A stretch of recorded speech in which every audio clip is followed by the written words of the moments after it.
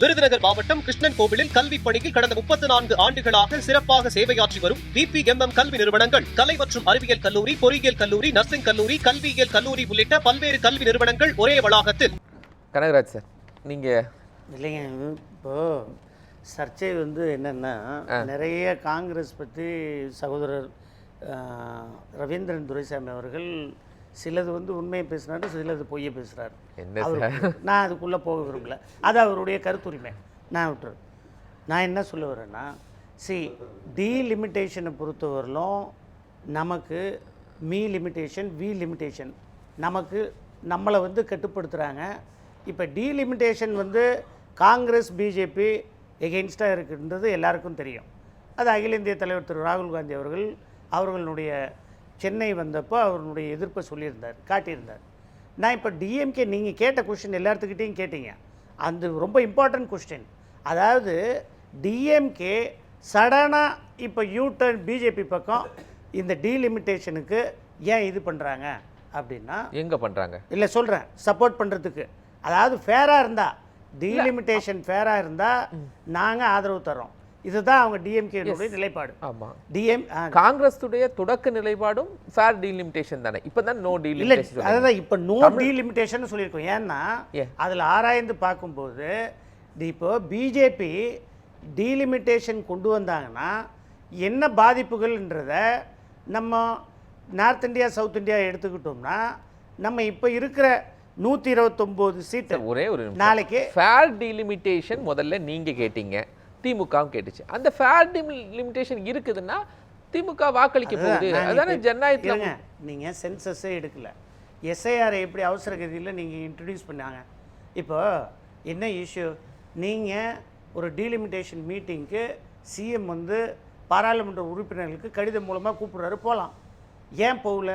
எனக்கு என்ன சந்தேகம், நீங்கள் கேட்ட அந்த சந்தேகம் இருக்குது, அது சொல்லி முடிச்சுட்டு அப்புறம் சப்ஜெக்ட் போகலாம்.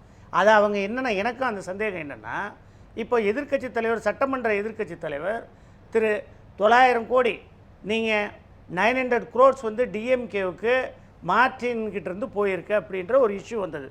அது நீங்கள் பார்த்துருப்பீங்க, சட்டமன்றத்தில் அது நடந்தது. அதெல்லாம் இப்போ வேணுமா? ஆமாம், இப்போ நடந்தது. இல்லை அதெல்லாம் இப்போ தேவையான ரிலேஷன் இருக்குது, அதுக்கு தான் சொல்கிறேன். இன்றைக்கி நேற்றுக்கு அது தொடர்பாக ஒரு செயின் ரியாக்ஷன் ஆகிருக்கு. இப்போ இவர் என்ன கேட்டார், நீங்கள் 900 கோடி டிஎம்கேவுக்கு கொடுத்தோம் நாங்கள், அது உங்கள் அப்பா கிட்ட கேட்டுப்பார் அப்படின்னாரு. இல்லைங்க, கொடுத்தவர் உங்கள் மாமனார் தான், உங்கள் மாமனார்கிட்ட நீங்கள் கேளுங்க, எதுக்கு கொடுத்தாரு, லஞ்சமாக கொடுத்தாரா இல்லை எதுக்கு டிஎம்கே கட்சி கொடுத்தாருன்னு நீங்கள் கேளுங்கன்னாரு. அந்த இஷ்யூ நடந்து முடிஞ்சு நேற்றும் இன்றைக்கும் மார்டின் வீட்டில் இப்போ இடி ரைடு.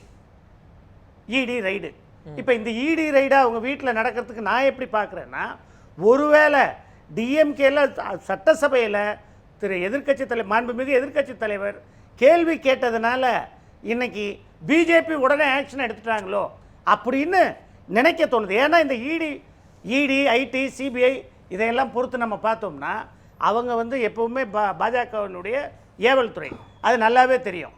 இன்றைக்கி திடீர்னு இத்தனை வருஷமாக இல்லை, ஏற்கனவே பண்ணி முடித்து நேற்று கேள்வி கேட்டால் அந்த சூடு கூட ஆறல, சட்டசபையிலேருந்து சூடாகிறதுக்கு முன்னாடி ரைடு அடிக்கிறாங்கன்னா சந்தேகம் எங்களுக்கு எங்கே வருது, ஒருவேளை டிஎம்கே பிஜேபி, அதாவது ஊழல் குற்றச்சாட்டுகளை தமிழ்நாடு அரசாங்கம், இன்றைக்கி இருக்கிற தமிழ்நாடு அரசாங்கம் எல்லா அமைச்சர்கள் மீது ரைடு நடத்துகிறாங்க. டிவிஎஸ்சி இப்போ ரைடு போகுது. இப்போ லஞ்ச ஒழிப்புத்துறை எல்லா அமைச்சர்களும், முன்னாள் திமுக அமைச்சர்கள் மீது ஊழல் குற்றச்சாட்டு எடுக்கப்பட்டால், நான் சொல்லி முடிச்சிடுறேன், ஊழல் குற்றச்சாட்டு எடுக்கப்பட்டால் எல்லா அமைச்சர்களும் நாளைக்கு சிறை செல்ல வேண்டும், நீதிமன்றம் செல்ல வேண்டும். பொதுமக்களிடம் ஒரு தவறான கண்ணோட்டம் வரும் திமுக மேலே. அதனால் டிஎம்கேவுக்கு வேறு வழி இல்லை. டிஎம்கே இன்னைக்கு ஆனஸ்டாக சொல்கிறேன், ஓப்பனாக சொல்கிறேன், ஆணித்தரமாக சொல்கிறேன், அவங்க பிஜேபியோட நட்புறவு பாராட்டி பல முனையில் நட்புகள் இன்னைக்கு பேசப்பட்டு வராங்க. அது இல்ல பாராளுமன்ற உறுப்பினர் டிஆர் பாலு அவர்களும் கனிமொழி அவர்களும் தொடர்ந்து அமித்ஷாவையும் மோடி அவர்களையும் சந்தித்து கொண்டுதான் இருக்கின்றார்கள். மிக விரைவில் அது வெளியே தெரியும்,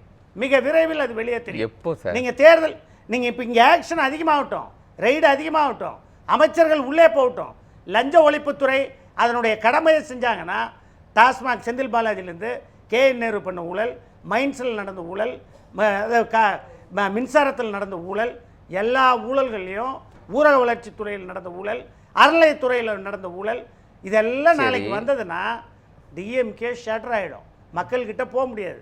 அதுக்காக தான் அவங்க என்ன நினைக்கிறாங்கன்னா, நான் எப்படி திங்க் பண்ணுறேன்னா, நீங்கள் பிஜேபி சப்போர்ட்டில் நாளைக்கு அவங்க ஷீல்டு வேணும், அவங்களுக்கு ஷீல்டு வேணுன்றதுக்காக அது செய்யறாங்க அப்படின்னு சொல்றாங்க. என்னை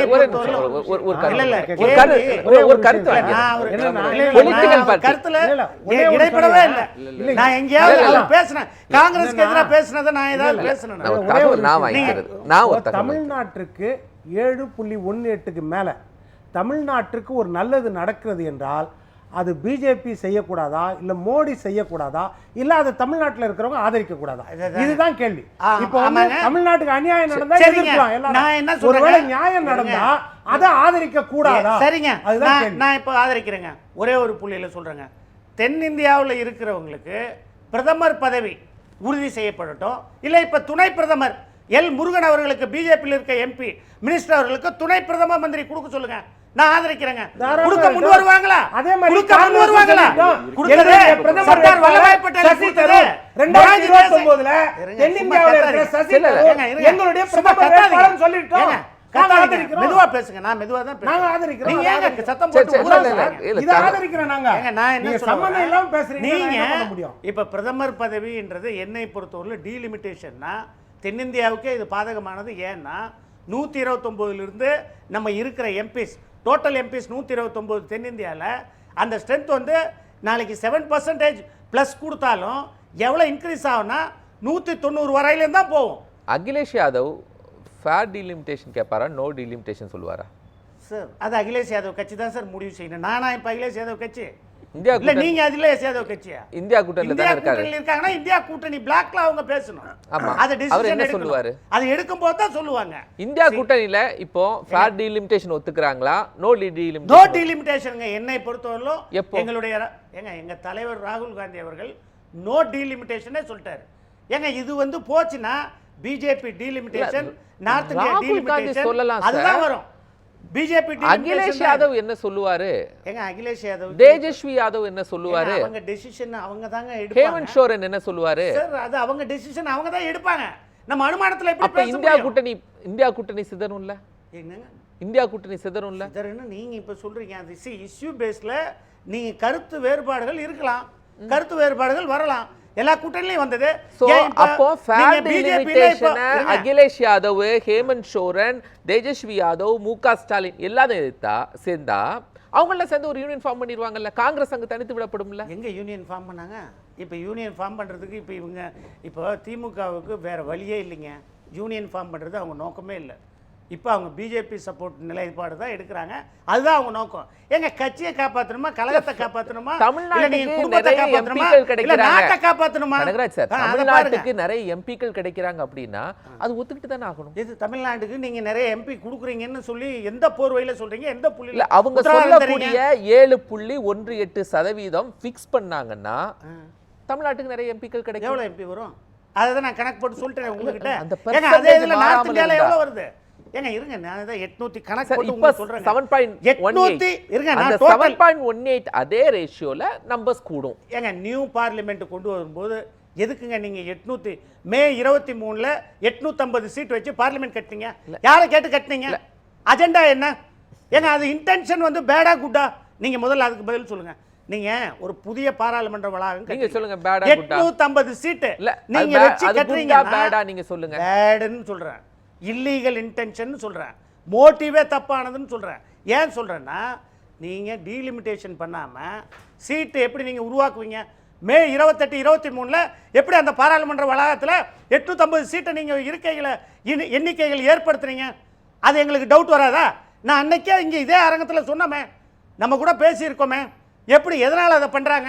இங்க டெவலப்மெண்டே கிடையாது, புல்லட் ட்ரெயின் கிடையாது, இருக்கிற ஏர்போர்ட்டுகளே மூட வேண்டிய அவலத்துக்கு வர. ரவீந்திரன் சார் ஒன்னு சொன்னாங்க, நீங்க கவனிச்சீங்க? தமிழ்நாட்டிற்கான அந்த டெவலப்மெண்ட் எல்லாம் கொடுத்தால் திமுக ஆதரவு தெரிவிக்கும். என்ன டெவலப்மெண்ட் கொடுத்தீங்க? ஏங்க இந்த 2014 இருந்து 2026 வரலும் என்ன கொடுத்தீங்க தமிழ்நாட்டுக்கு? ரயில்வே பட்ஜெட்ல அதிகமாக பணம் ஒதுக்குனீங்களா? என்ன பண்ணீங்க நீங்க? ஏங்க இப்போ ஏர்போர்ட் எத்தனை திறந்துருக்காங்க? 38 மாவட்டத்துக்கு 24 ஏர்போர்ட் திறந்துட்டாங்களா? இல்லை. ஓசூரில் கேட்ட ஏர்போர்ட்டை கொண்டு போய் இப்போ ஆந்திராவுக்கு கொடுத்துட்டாங்க. யாருக்கு போச்சு? மெட்ரோ கெஞ்சி கூத்தாடி காங்கிரஸ் எம்பி திரு செல்லக்குமார் அவர்கள் ஓசூர் டு பெங்களூர் ஒரு மெட்ரோ வாங்கியிருக்காரு. அதுலேயும் அவர் தனிப்பட்ட முறையில் காங்கிரஸ் கிட்ட சொல்லி கொண்டு வர்றாரு. நான் என்ன சொல்ல வரேன், நீங்கள் மோடி அவர்கள் காவேரியை பற்றி பேசியதுண்டா, பெட்ரோல் டீசல் பற்றி பேசியதுண்டா? ஏங்க அவர் வரும்போது எலெக்ஷனில் வரும்போது தேர்தல் வரும்போது கோயிலுக்கு ராஜராஜ சோழனை பற்றி பேசுவார், ராஜேந்திர சோழனை பற்றி பேசுவார். ஒரு நல்ல அதுக்கெல்லாம் கவிதை பாடுவாங்க, திருக்குறளை படிப்பாங்க. நான் இல்லைன்னே சொல்ல, நல்லது தான், எப்போதும் திருக்குறளை படிப்பாங்க. அதை தான் அவங்க நம்ம மேலே காட்டுற அன்பு. காசியில் எல்லாரையும் கூட்டிகிட்டு போய் காமிப்பாங்க, அதுதான் நம்ம மேலே காட்டுற அன்பு. அதை தாண்டி தமிழக மக்கள் நலனில் நான் இப்போது எத்தனை ட்ரெயின் புதுசாக விட்டீங்க, எத்தனை ட்ராக் புதுசாக இருக்குது, எத்தனை ஹைவேஸ் இப்போ 8 வழி சாலைகள் எத்தனை தமிழ்நாட்டில் ஓப்பன் பண்ணீங்க, எத்தனை நீங்கள் இப்போ ஏர்போர்ட்டை கொண்டு வந்தீங்க, எல்லாம் அதானிக்கிட்ட கொடுத்தீங்க, எல்லாமே இப்போ நீங்கள் அம்பானிக்கிட்ட கொடுத்துருக்கீங்க. ரயில்வே ப்ராஜெக்ட் எத்தனை கொடுத்துருக்கீங்க? இல்லை. அதனால தான் நான் இப்போ என்ன சொல்கிறேன்னா, தமிழ்நாடை பொறுத்தவரையிலும் இன்ஃப்ராஸ்ட்ரக்சர் கோவாவுக்கு உள்ள மாதிரியோ குஜராத்துக்கு உள்ள மாதிரியோ இப்போ இன்றைக்கி குஜராத்தெல்லாம் எண்ணி நம்ம எண்ணியே பார்க்க முடியாது. 1 லட்சம் கோடி புல்லட் ட்ரெயின்ன்றாங்க.